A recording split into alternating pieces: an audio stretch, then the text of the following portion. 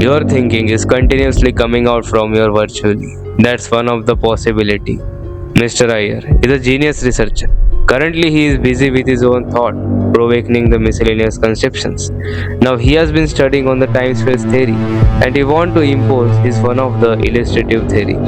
Let's begin with the traceability of time-space.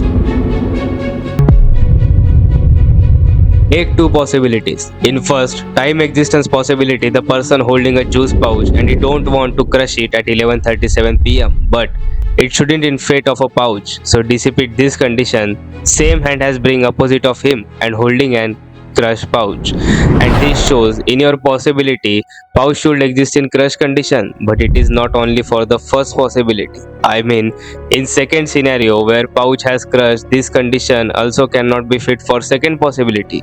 For second possibility, first possibility can be true. So yes, it is a loop between the two possibilities. Now we can see this with more example.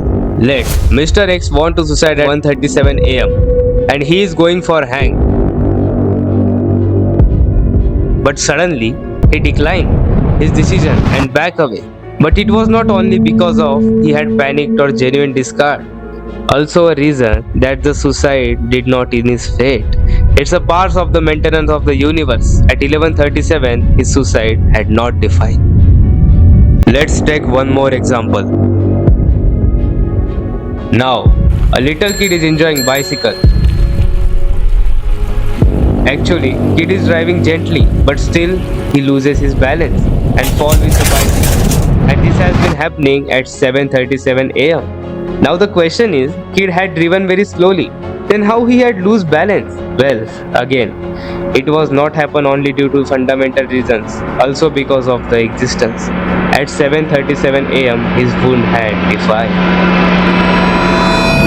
Behind the each and every movement in the universe, there is the primary reason called maintenance. Remember, if you are alive means you are the part of existence.